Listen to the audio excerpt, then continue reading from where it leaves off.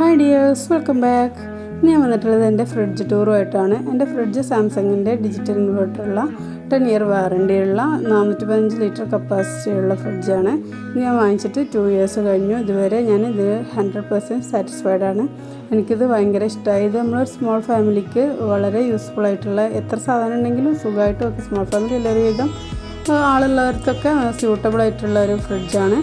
നമുക്ക് non veg ആയാലും vegetables ആയാലും ഫ്രൂട്ട്സ് ആയാലും ഒരുപാട് വെക്കാനുള്ള ഒരു സ്പേസ് ഇതിൻ്റെ ഉള്ളിലുണ്ട്. ഇത്രയും ഹൈറ്റാണ് ഇതിനുള്ളത്. എന്നെ സംബന്ധിച്ചാണെങ്കിൽ ഫ്രീസറിൻ്റെ മേൽഭാഗത്തേക്ക് എനിക്ക് എത്തൂല, അതിന് മാത്രം ഹൈറ്റ് ഉണ്ട് ഇതിന്.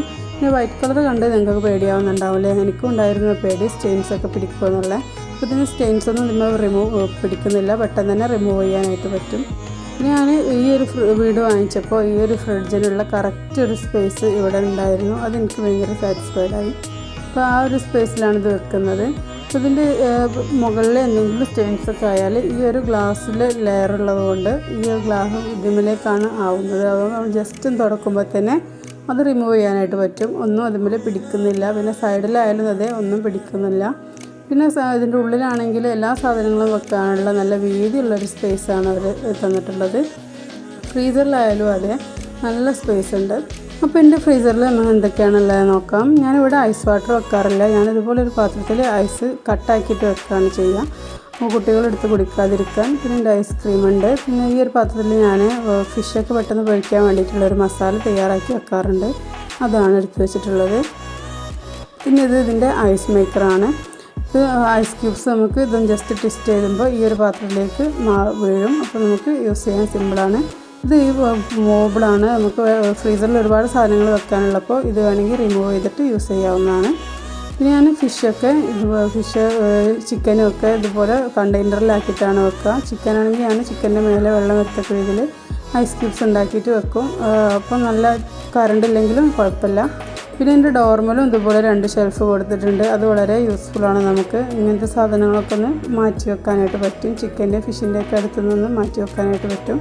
ഞാൻ വിപ്പിംഗ് ക്രീമും പാലും ഒക്കെ ഞാൻ ഇതിലാണ് വെക്കാറുള്ളത്. പിന്നെ നമ്മൾ താഴേക്ക് പോവുകയാണെങ്കിൽ താഴെ നമുക്ക് ഫ്രൂട്ട്സ് ആയാലും വെജിറ്റബിൾസ് ആയാലും എല്ലാ സാധനങ്ങളും നമുക്ക് ഒരുപാട് വെക്കാനുള്ള സ്പേസ് ഉണ്ട്. ഇത് കണ്ടോ, എഗ്ഗിൻ്റെ ട്രേ ആണ്. നല്ല വീതിയുള്ള ട്രേ ആണ്. നമുക്കിതിൽ നല്ലൊരു വീതി ഫീൽ ചെയ്യും, നല്ല വിടുത്തുണ്ട്. പിന്നെ ഈ ഒരു ഇതിലാണ് ഞാൻ കേക്കിൻ്റെ സാധനങ്ങളൊക്കെ വെക്കാറുള്ളത്. Food colour, cocoa powder, yeast, അങ്ങനെ എല്ലാ സാധനങ്ങളും ഇവിടെ വെക്കും.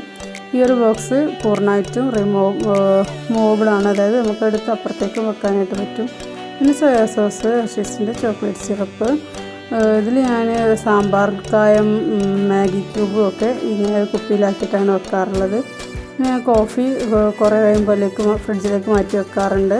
സാമ്പാർ പൊടി, ഈ ഒരു നെയ്യ് ഞാൻ വാങ്ങിക്കുന്നതല്ല, അപ്പോൾ നമുക്കെന്തോ കിട്ടിയപ്പോൾ അവിടെ വെച്ചതാണ്. പിന്നെ ഇത് ഞാൻ മാങ്ങ ഉപ്പിലിട്ട് വെച്ചതാണ്, അച്ചാറിടാൻ വേണ്ടിയിട്ട് മാറ്റി വെച്ചിട്ടുള്ളതാണ്. പിന്നെ ഇത് നമ്മുടെ പച്ചപ്പുളിയില്ലേ, അതാണ് നമുക്ക് കറിയിലേക്ക് യൂസ് ചെയ്യാനായിട്ട്. നമ്മൾ മഞ്ഞൾപ്പൊടിയും ഉപ്പിട്ടിട്ടൊന്ന് വേവിച്ച് ഇതുപോലെ സൂക്ഷിച്ചാൽ കുറേ കാലം നിൽക്കുകയും ചെയ്യും, നമുക്ക് പെട്ടെന്ന് യൂസ് ചെയ്യുകയും ചെയ്യാം. പിന്നെ ഞാൻ ചെറുനാരങ്ങയുടെ തൊലി കളയാറില്ല, ഇതുപോലെ ഉപ്പിട്ടിട്ട് ഇങ്ങനെ മാറ്റി വെക്കും. അപ്പോൾ നമുക്ക് ഇത് മൾട്ടി സ്റ്റോറേജ് ബാസ്ക്കറ്റ് ഒന്ന് അപ്പുറം മാറ്റി വെക്കാനായിട്ടുള്ള ഓപ്ഷനുണ്ട്. അതൊരിട്ട് ഞാൻ ഇപ്പുറത്തേക്ക് മാറ്റി വെച്ചു. അത് അതിനൊരു ഡോറുള്ളതുകൊണ്ട് വളരെ ഒരു യൂസ്ഫുള്ളായിട്ട് എനിക്ക് ഫീൽ ചെയ്തു. പിന്നെ ഇത് നമ്മൾ വെജിറ്റബിൾ ബാസ്ക്കറ്റ് നല്ല സ്പേഷ്യസ് ആണ്, നല്ല വീതിയുണ്ട്. തക്കാളിയൊക്കെ ഇങ്ങനെ ഒരു ബോക്സിലാക്കിയിട്ട് വെക്കും. ബാക്കിയൊക്കെ ഞാൻ പുറത്തൊക്കെ തന്നെ ഇടും, ചിലപ്പോൾ ബോക്സിലാക്കും കേട്ടോ. പിന്നെ അതിൻ്റെ മേലെയായിട്ട് ഞാൻ ദോശമാവ് എടുത്ത് വെച്ചിട്ടുണ്ട്, കുറച്ച് പുട്ടുപൊടി എടുത്ത് വെച്ചിട്ടുണ്ട്. ഇങ്ങനത്തെ സാധനങ്ങളൊക്കെ ഞാൻ ഇവിടെയൊക്കെ ആയിട്ടാണ് വെക്കാറുള്ളത്. ഇതിൻ്റെ ക്യാപ്പിച്ചീനോയുടെ ക്രീമാണ്. ഇവിടെ എനിക്ക് മാത്രമാണ് ഇത് ഇഷ്ടം, അതുകൊണ്ട് ഉണ്ടാക്കി എപ്പോഴും ബാക്കിയാവും. ഞാൻ ഇങ്ങനെ എടുത്ത് വെക്കാറുണ്ട്. നമ്മൾ അങ്ങാടിയിൽ നിന്ന് വാങ്ങിക്കുന്ന മല്ലിയില, പുതിനയിലൊക്കെയാണ്. അത് കേടാവാതിരിക്കാൻ ഇതുപോലെ പേപ്പർ റാപ്പോട് കൂടി ഒരു ബോക്സിലാക്കി വെക്കുക. പിന്നെ ആ ഒരു ട്രേ ഞാൻ നെറ്റിൽ നിന്ന് വാങ്ങിച്ചതായിട്ട് അതിനെക്കുറിച്ച് പറയാം. ഈ ഒരു ഫ്രഷ് ഏരിയയിൽ ഞാൻ ഗ്രീൻ പീസ് കഴിച്ച് വെച്ചിട്ടുണ്ട്. തേങ്ങ അവിടെയാണ് വെക്കാറുള്ളത്. പിന്നെ സൺഫ്ലവർ ഓയിലും അവിടെ ഇടയ്ക്കൊക്കെ വെക്കാറുണ്ട്.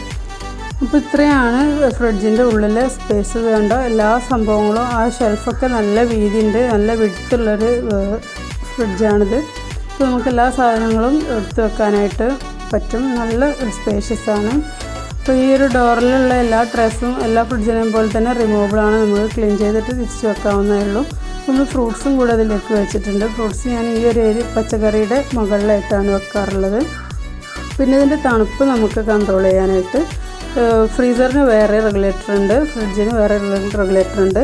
ഫ്രിഡ്ജും ഫ്രീസറും കൺവേർട്ടബിൾ ആണ്, അതായത് ഫ്രീസറിനെ നമുക്ക് വേണമെങ്കിൽ ഫ്രിഡ്ജായിട്ട് കൺവേർട്ട് ചെയ്യാനായിട്ട് പറ്റും.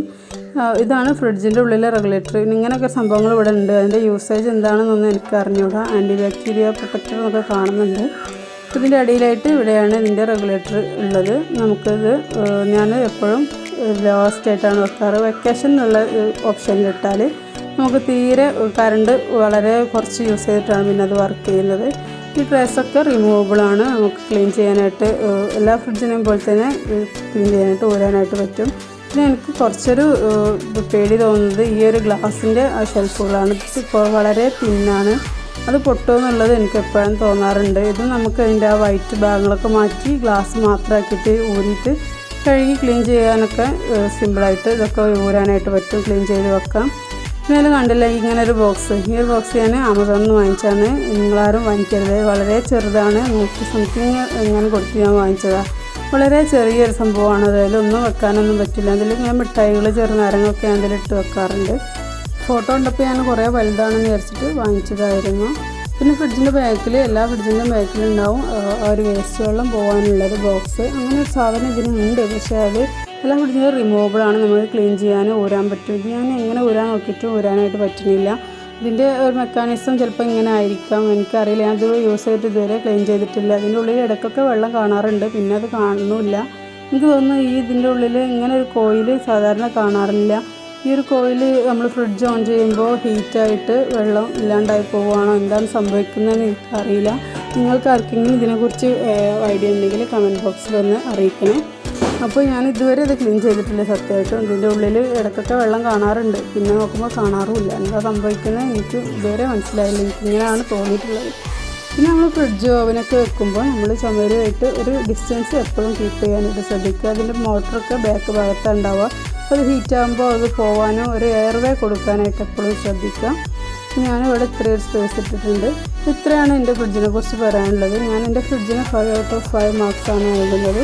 അപ്പോൾ നിങ്ങൾക്ക് എൻ്റെ വീഡിയോ യൂസ്ഫുൾ ആയെന്ന് തോന്നിയാൽ നിങ്ങളൊന്ന് ലൈക്ക് ചെയ്യുക, ഷെയർ ചെയ്യുക, ചാനലൊന്ന് സബ്സ്ക്രൈബ് ചെയ്യുക. വീണ്ടും വന്നവരേക്കും ബൈ.